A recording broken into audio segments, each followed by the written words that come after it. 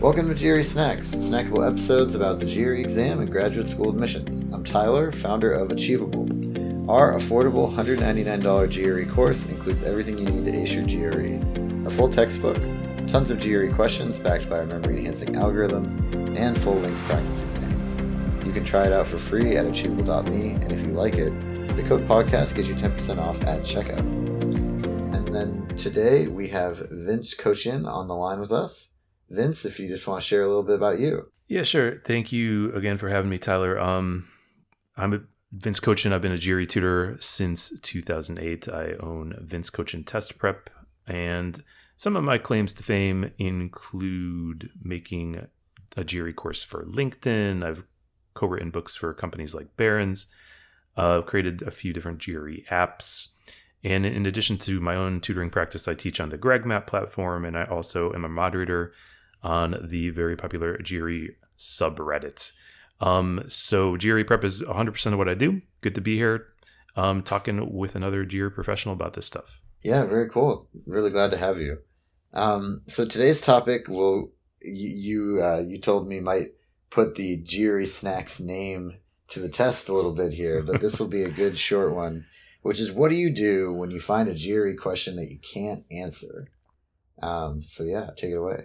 Yeah, so I wish I had a visual of a meme that I posted on Reddit, but I don't know if you've seen this meme, probably not. It's a kind of a random one, but it's the evil Kermit meme. And you see from one angle, Kermit the Frog from the Muppets is kind of like talking to another Kermit, but it's like an evil Kermit with with a hood on, yeah. With a hood on. And the normal Kermit is saying like, I can't figure out this GRE question. And then the evil Kermit is saying, you must do it now. And of course, that's evil advice, right? Because if you hit a GRE question you can't do, you don't want to get stuck on it and burn, 5 minutes. And guess what? You still might get it wrong if you burn 5 minutes on it, believe it or not. Right. So what I would usually say is, first of all, recognize a couple of things in that moment. Number one, this is normal. Some questions are hard and some questions are really hard.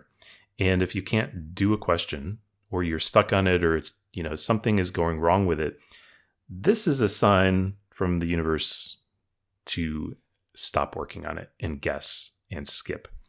And you're not going to want to do that, especially if you're a high scorer, because you're going to say to me, well, I need to get every question right. I'm trying for, 168 in quant or whatever you're trying for.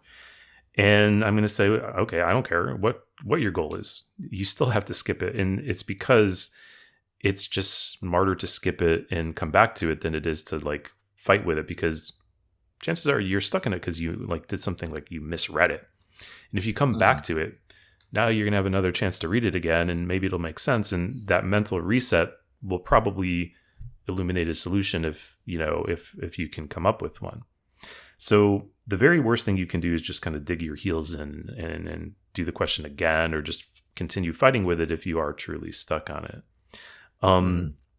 So just kind of recognizing that it's human nature to want to keep fighting with it, especially if it looks doable in any way, or especially if it's a topic that we know, quote unquote, that we know how to do.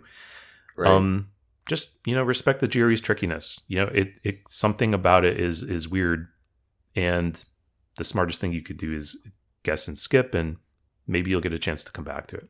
Right. And I think the other thing about skipping that I really like for it, we actually had an episode with a different guest about doing strategic skipping, is that essentially the thing you really, really don't want is you take 5 minutes, like you said, you might not even get the question right, and now you have less time for all the questions that you should be doing and that you are actually supposed to get right? Like, you could have this one question sabotage potentially other questions by making you rush through them.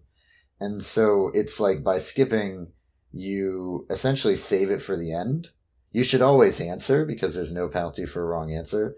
But like, you can essentially say, okay, I'm going to find out how much time I have to figure this out later, because I'm going to, skip it. And then when I come back, there'll be, 2 or 3 hard problems left, and I'll have 10 minutes, and I'll know what my budget is from a timing point of view. Yeah, that's exactly what I would say.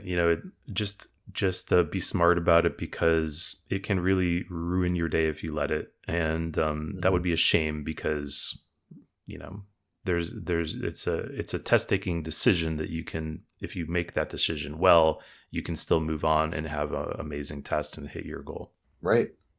Yeah, that makes a lot of sense. And then do you have any strategies for the guessing part if you can't figure it out? Or even for like the reset part, like you mentioned? Yeah, not really so much for the guessing part. I think, it almost implies that you're going to spend more time in it if I give you a guessing strategy, and actually probably the worst thing you could do is to spend more time in it. So I wouldn't try to halfway kind of work on the question and guess. I would just burn it, skip it, guess on it. If you do come back to it, I would definitely spend a little more time reading the question than you did the first time, because you did, chances are you did miss something, or you just by approaching the question a little slower before you begin working on it, you might notice something you didn't the first time. And this is just, again, human nature, having that reset in of itself is probably going to help. Yeah. And would you say, like, let's say you did the problem halfway and then feel like you got stuck, would you like restart from the beginning just to be sure you didn't make a careless error at the beginning? Yeah, because you don't know where your mistake is. It could have been generated from misreading. It could have been generated, from some calculation you did. Yeah, it's probably a good idea to actually just restart as opposed to try to pick up where you left off, I would say. Yeah, that makes sense. And then sort of my last question for you on this is, do you have any special tips for difficult composite questions, like trying to break out the pieces or trying to kind of at least diagnose the problem? Yeah, most of the time, I think if you are doing a question, you have to kind of recognize that you're not going to be able to see the end from the beginning. In other words, you're only going to be able to see far enough ahead to do one thing, and that's okay. Just look for the piece you can do. Go ahead and figure it out. Then look for another piece you can do.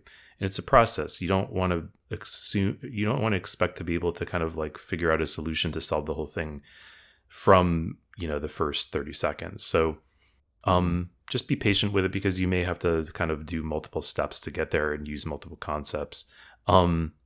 But if you see a concept you recognize, chances are that's a good sign you're going to use it. If you see a certain type of concept, chances are, thinking about that concept will kind of solve some part of the piece of the puzzle. Right. Got it. Very cool. Anything else before we wrap up on this one? No, not really. Just be smart about giving up and guessing. Practice this when you take practice tests too, so you're used to it and it doesn't throw you off. Yeah. No, that's great advice. Thank you, Vince. And this has been GRE Snacks, hosted by Tyler from Achievable. You can try our GRE course for free at achievable.me. And if you like it, you can use the code podcast to get 10% off at checkout.